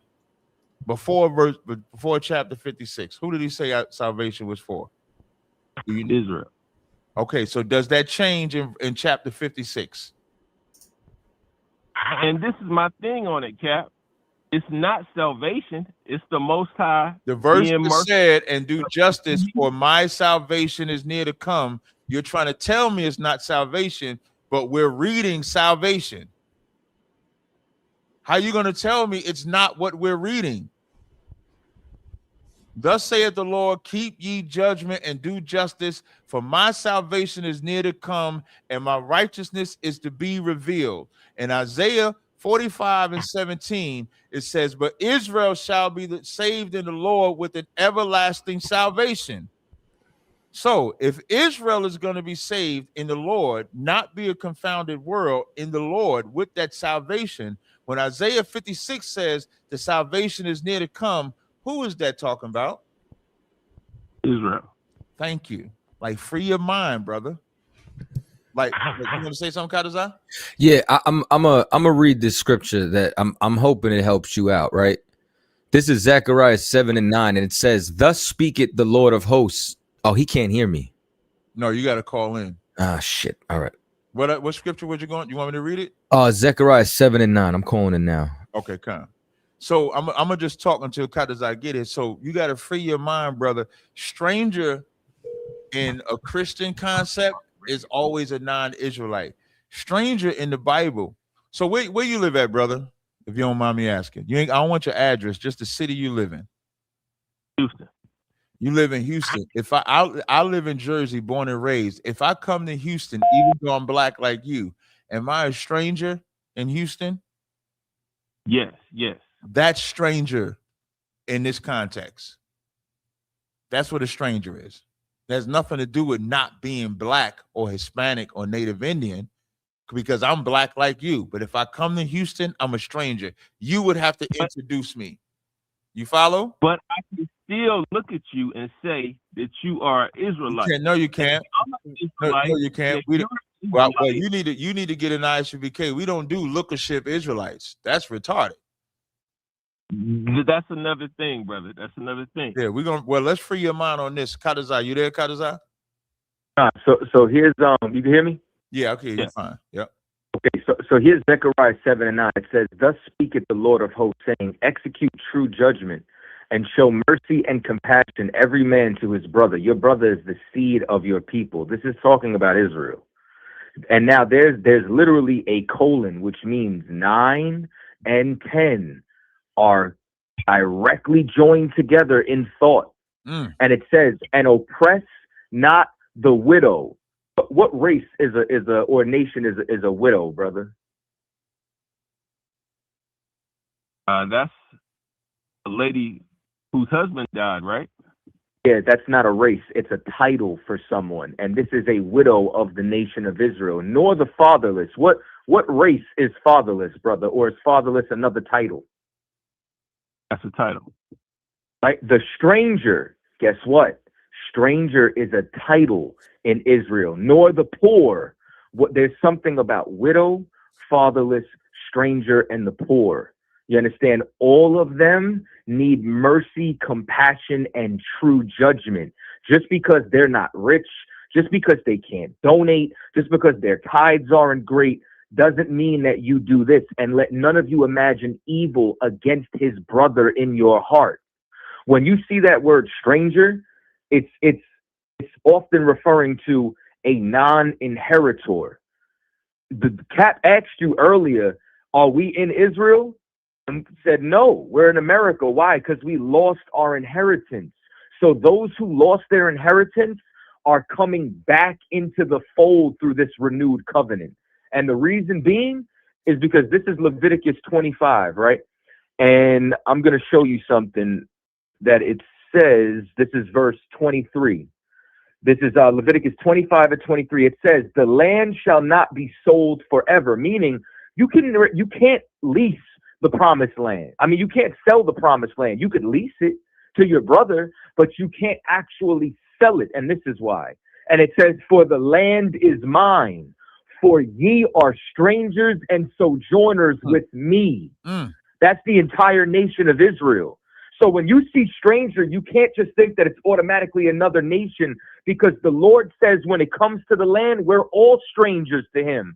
So he decides if we inherit or if we're strangers. And that's what he's doing by redeeming us back. So you see in that verse in Leviticus, the Lord called Israel strangers, right? Yeah. So you can't make strangers be non-Israelites all the time. You have to look at the context. So in Isaiah, Okay. Go ahead, brother. It says son of a stranger. This is what I mean. So- brother. This is why sometimes it be so hard to fool. A son who knows his father is something else. No, it does. Where does it say his son knows his father is something else? Neither let the son of the stranger. Mm-hmm. Literally saying, don't let this guy who thinks his dad is something else. So again, do you know you're an Israelite? Yes. Did your dad know? No. Shalom. You get the point now? My dad didn't know either. What you're saying just don't make sense. You are the son of the stranger. You just said his dad didn't know. I'm not expecting my father to know. You said what? I'm not expecting my father to be Why? into this. Why? He's a Christian. But is he an Israelite? Yes. Right, but he don't think he's an Israelite, right? Correct. So he's a stranger, brother. Just like, but how old were you when you found out you was an Israelite? 30 something. Yeah, you was a stranger for 30 years. Wasn't you a stranger for 30 years? I had no. Weren't you a stranger for 30 years? Brother, if this is a bloodline. This is how this is why I'm gonna tell you something. Indoctrination is why you just can't answer the question, huh? You know the only answer is you're a stranger. Stranger to what? Who you are, the covenant, your identity, all of that. You were a stranger. You were a Gentile. You were somebody that was living as something else. So as you come into who you are, let's say I know who I am, you don't know who you are. You come into who you are, I can't reject you because you're the son of a stranger, because you know who you are now. So now I have to accept you. You just said your dad is a Christian. If your dad says, "Nah, I hear what you're saying, I'm gonna be an Israelite," are you gonna resist him or are you gonna let him come in?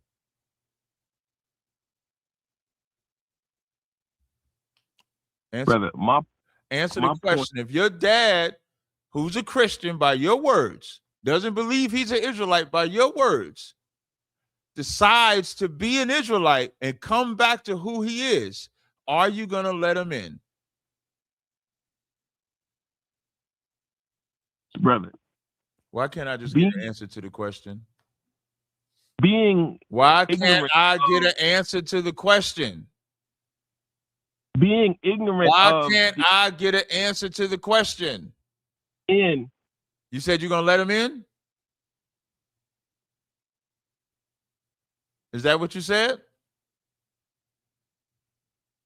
I'm saying you're twisting. I'm not twisting anything. Your father is a stranger. Is he not?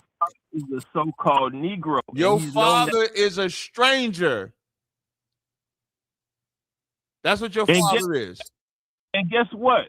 When the Most High reveals to him that he is an Israelite, he's not gonna ask, "Oh, please don't reject me." He's gonna know. Yeah, that's a lie.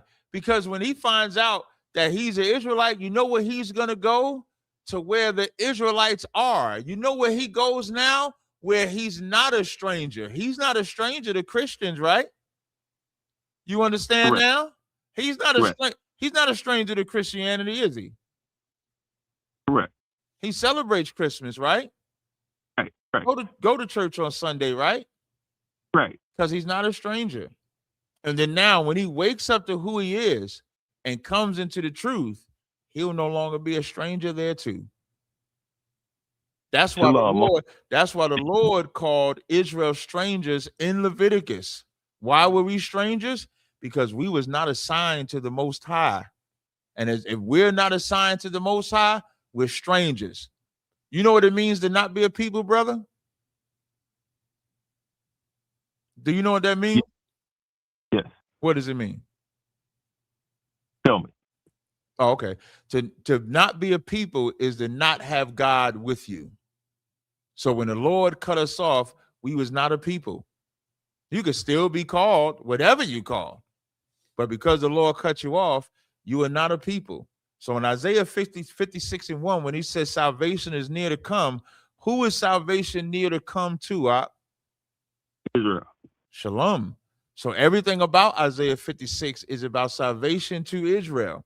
So blessed is the man that do this, and the son of the man that lay hold to this, keeping the Sabbath from polluting it, keeping the hand from doing any evil. Who is that to? That's to Israel, right? Right. Even though it says blessed is the man, it's to Israel. Neither let the son of the stranger that had joined himself to the Lord. That's Israel. That's us coming back. Because here's a good question. What does Israel need salvation from? Everything. What do the other nations need salvation from? Nothing. Shalom, huh? Shalom. But if you gotta be a but, like, come on, man, like goddamn, like come on, like Kadazai, what more can I do, man? I walked him down. Kadazai, I walked him down. Like, what more can I do? I was patient. I was kind. Like, what more can I do? What is? But if you said what? If you are awakened to being an Israelite, why are you asking these questions? Like verse 5. Why would they be doubtful? Do you know it? Okay, that's actually not a bad question. When it said you're saying so, like, neither let the son of a stranger. Do you know Israel? I'm asking you. Shout out, wait, before you do that, shout out to the Midwest Monster of Mayhem. I'm gonna bring that nigga on my podcast soon. He said make a clip out of him, y'all, because I am. So now, do you know the nature of Israel? Better than sons and daughters? Wait, listen to what I'm saying. Better than sons and daughters? Listen to what I'm saying. How is it better than sons and daughters if they are sons and daughters? Wait 1 second. Do you know the nature of Israel? Elaborate. Meaning, like, you see how Israel today, we quick to accept other races, but our own we're not. Right. You would agree to that, right? So when it says neither let the son of the stranger that join him, I'm gonna read 3, 4, and 5. I'm gonna read the highlights. Neither let the son of the stranger that join him speak, saying the Lord is utterly separated. Verse 4 says, thus saith the Lord unto the eunuchs that keep my Sabbaths and choose these things and please me, take hold of the covenant. Verse 5 says, even unto them will I give mine house, and with my walls a place, a name better than of sons and daughters. I will give them an everlasting name that shall not be cut off. Now, 3 and 4, you know why 3 and 4 is necessary? Because of the nature of Israel. Because you know what we do? We don't let our people come in. Even as you and I are talking, and you admitted that Isaiah 56:1 is salvation for everybody, you put a but because you love the other nations. You love them more than your own people.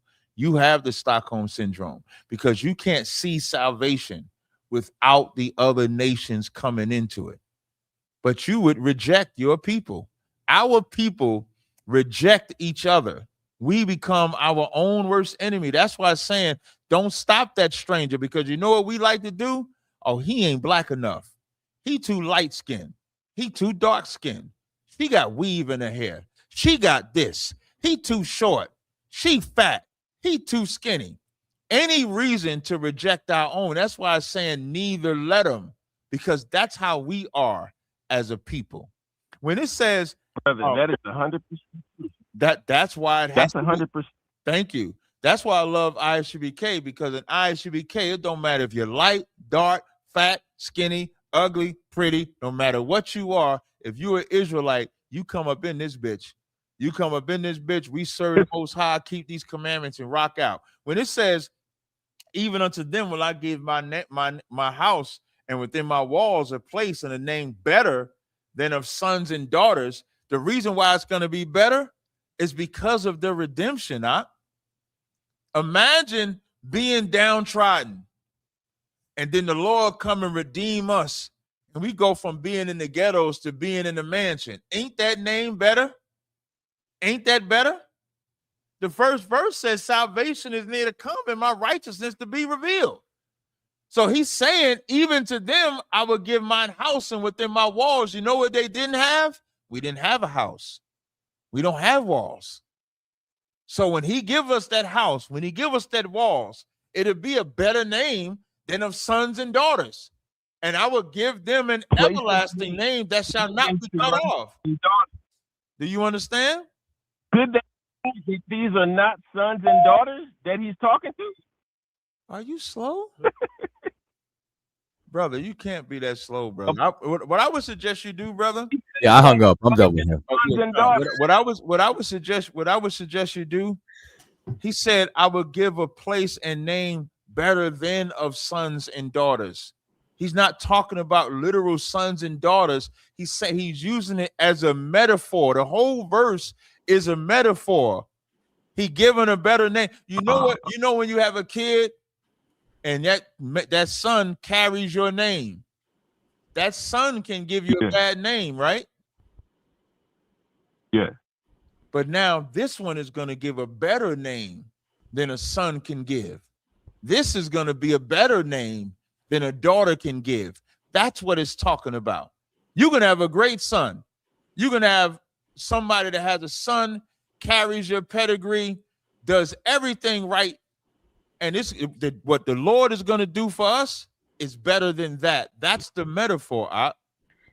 Has nothing to do with a literal son or daughter. It says a better name.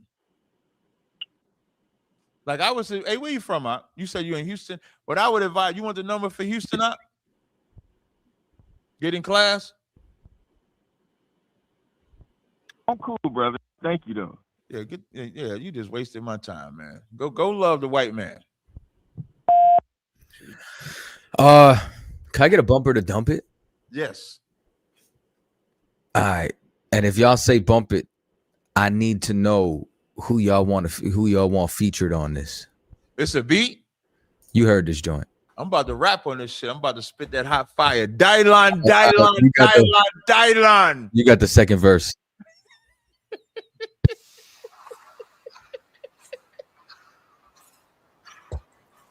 We can't hear it.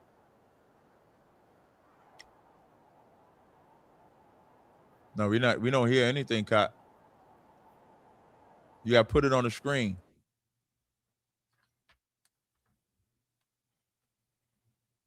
Still nothing.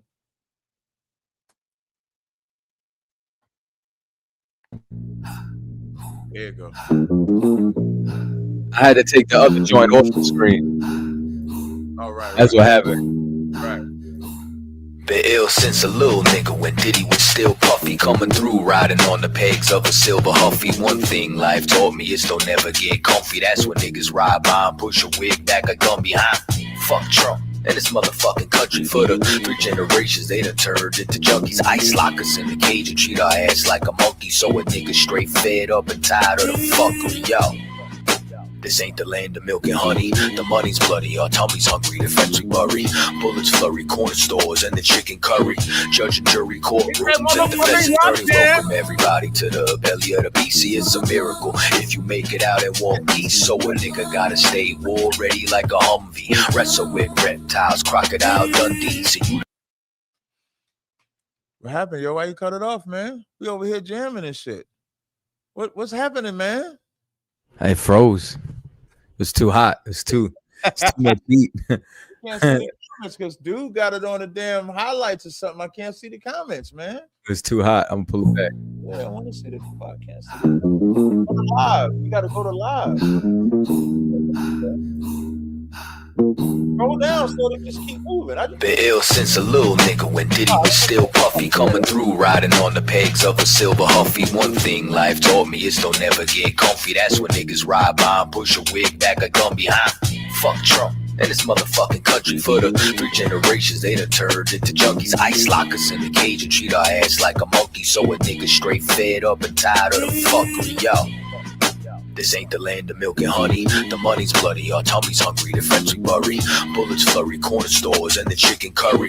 Judge and jury, courtrooms, and defense attorneys. Welcome everybody to the belly of the beast. See, it's a miracle if you make it out in one piece. So a nigga gotta stay war ready like a Humvee. Wrestle with reptiles, crocodile Dundee. See, you the type that like it gentrified with the white yuppies. I'm the type that chill with scummy with a black scully. So I'm public enemy like Chuck D. So you know it's fuck you if it's fuck me. Your shoes crummy, your clothes bummy, you look musty. Your bitch ugly, her toes crusty, her weave dusty. Your spine's putty, your heart's fluffy, you're not gully. My son's coming, my wives love me, my life lovely. I know the son hate me, I know the son love me. Oh, you mad? I'm glad that you thinking of me. Yeah, glad that you thinking of me. Oh, you mad? I'm just glad that you thinking of me. First I'm your buddy, now you yelling fuck me. Oh, you mad? I'm glad that you thinking of me. Yeah, glad that you thinking of me. Oh, you mad? I'm just glad that you.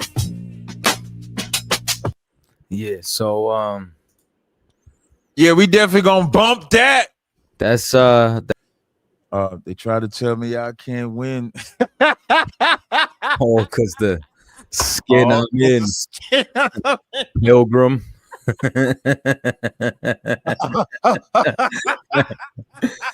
I think Natazab got to go on that one, yo.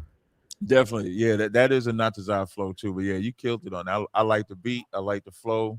I like the lyrics. I like the whole thing. If I want to take this time, the raffle winner is Keelan Carthron. Keelan Carthron. Keelan Carthron. Congratulations. You definitely won the right for that free oil. So I just need you to text me your name and your address. My number is 862-224-9027. You want to text me your name and the address, I'll ship the oil out tomorrow. Congratulations to you for winning that oil.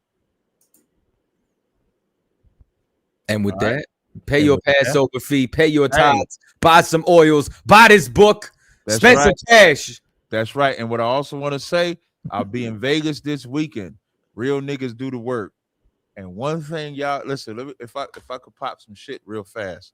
I know a lot of people like to say, Cap, you don't debate nobody. I be everywhere.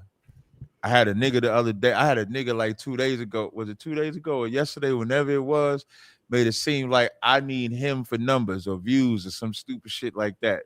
I feel like Roy Jones. Y'all must have forgot. I'm just not a nigga that'll bow down to niggas. I'm not that nigga. I'm not like when Commander General. Y'all ever notice like Commander General how to say all praises? Now I'll say it. Commander General how to say. I'm listening to Commander General how to say. He said, in the ISUBK, we have the freedom to say what we want because we are totally run on our own. Like we don't rely on the government. We don't rely on this X, Y, Z like that. And the freedom that comes with that is I don't have to cater to any man or woman. So like when y'all see me in spaces, it's because I choose to be there. I don't have to be there. I can do my own show. I could do Katazai's show because this is Katazai's show. I could go on the Round Table of Truth. I could go on Captain Godard. What Captain Godard show name again, Kadazar? You remember the name off the top? On GP. It's I could go on GP. Gadaha's Perspective. Godard's Perspective. I can go on GP. I could go down in Houston with Godaiwan, where the new dynamic duo, Kadazar and Godaiwan, they up in them colleges. I can go there. I could go on Wednesdays with Captain Mashak, Captain Nyanthak, and all the brothers on there. I could go to California with Thabawan killing the whole internet. So I say all that to say, when the generals send me outside, I don't have to stay outside. It's a luxury. I just have to say that because I think a lot of people get it confused, because when I get around people that have some popularity, they be thinking that I'm needing them, when really it's just an avenue.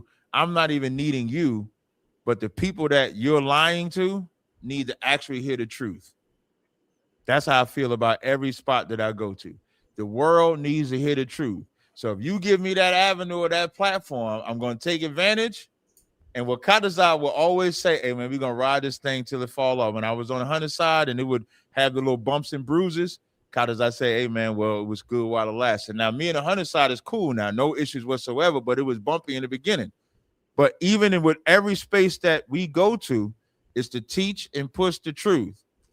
When that time is over, it's not that deep for me. But just don't be a crybaby about it, because I'm just not a crybaby. With that, shalom, Israel. Shalom. Oh, the phone number is 862-224-9027. Just somebody text dropped me the the name number. and address. Oh, yeah, Bezos. Best moderator on crap. Well, I don't want to say that because then all the other moderators. So you got to be careful. You got to be careful. You see that? I almost fucked up. You can't show favoritism. So, but shout out to Bezos. She did put the number in the chat. Till next time, shalom, Israel. Hey, shalom, yo.